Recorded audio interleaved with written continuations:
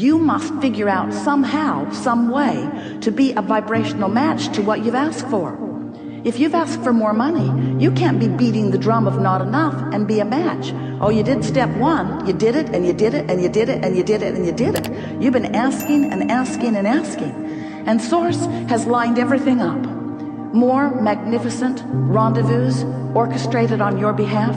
So much has been done on your behalf in lining up the circumstances and events that will produce the manifestation that you seek.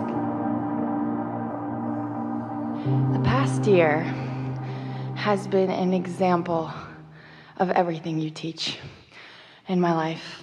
Manifestation of things beyond even my ability to believe sometimes. So my life has really just been, dream of something, don't know how you're gonna get them, leap and the net will appear. And it's been unbelievable. Just bigger things than I even hoped for in many ways. So I feel on many levels, on every level, that I've mastered a lot of the works of my thoughts. However, there are a few, maybe 2 or 3 categories in my life that although I have no worry about them, have no doubt about the manifestation of them in the most beautiful way, just like anything else is manifested, but because there are areas of my life that I continue to want to produce results in, and those results haven't manifested as quickly as I'd like them to be. Do you remember earlier in our conversation today, we talked about the better it gets, the better it gets. Yeah. And how there is a little hook in there for you that sometimes will get you, because the better it gets, the better it gets. And as some things get better, and then other things aren't getting better quite quick enough, and then there's a comparison between the things that are getting better and the things that aren't getting better, then it sort of has a backlash. And all of it means you're a little more conditional than you mean to be. You're a little more of noting the results than you are of the vibration. Because if you were really just enjoying the vibration, oh, you're going to like this. This is how you know the difference. If you were really just enjoying the vibration, which is the healthiest place for you to be, then it wouldn't matter to you. So in this continuum of the thought that is just beginning to turn to the thing and the thought that has turned all the way to the satisfying thing, if you really were mostly exhilarated about the feeling of it, then you really wouldn't care where you are in the continuum of it becoming, because things are unfolding, and you don't have to be all the way there in order to feel good. That's the first time that we've ever said that, and it matters a lot. Think about it. So if you're happy on your way, then you're living life just as you intended. If you're unhappy on your way, or comparing on your way to something that is more happy, then you're hindering yourself just a little bit. So you might say to yourself, what difference does it make how close to the manifestation I am if I'm having fun on my way to the manifestation? And we would really like it. We've been talking to you all for years about this. We would like it if you could take the manifestation all the way out of the equation.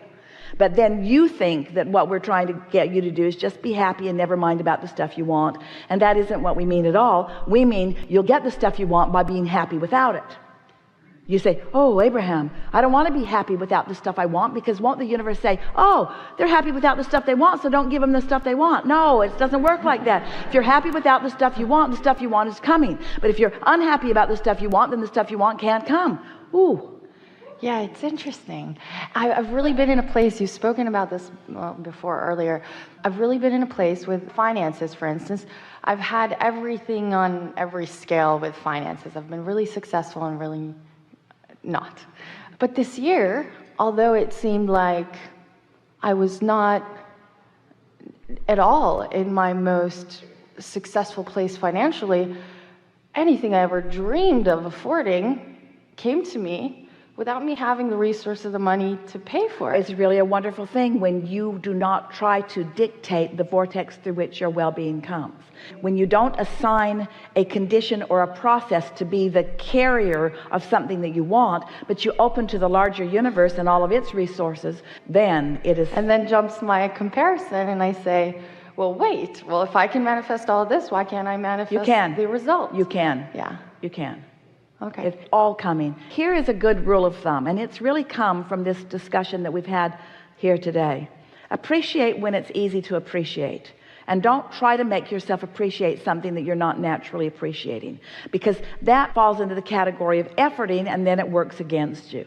So let's say that there are 5 things you want, and 3 of them you have and 2 of them you don't have. Well, don't work on the 2 you don't have, just appreciate the 3 you do.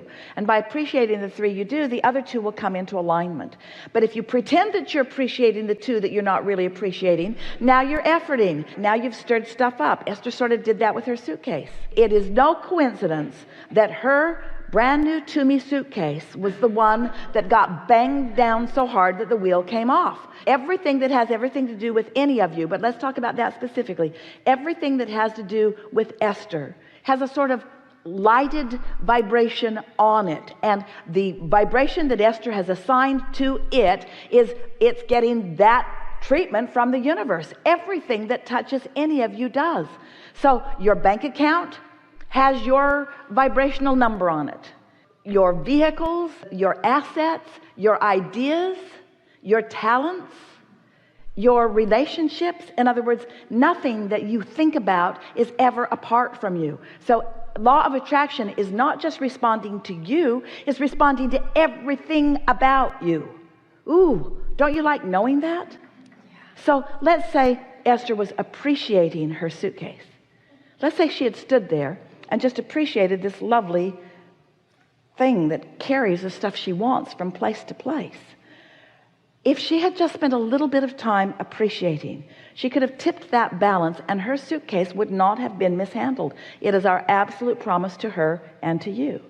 But that suitcase represented a sore knee. And she stood in a sort of determination, oh no, you're not going to do that to me again. And so, you think this is crazy talk? This is law of attraction talk. So the suitcase became more burdensome than it had ever been, because with not one wheel, only one wheel left, it becomes a sled that has what? What's the difference between a suitcase? Toomey suitcases are so lovely, they almost pull themselves. The engineering of those wheels is really, really divine. What's the difference between pulling a suitcase with 2 perfectly functioning wheels and one with only one wheel? What's the difference? More resistance. More resistance. Everything is about these laws. Everything is about them. And it will play out in every way until you go, I see now. I feel like that right now, just with what you said.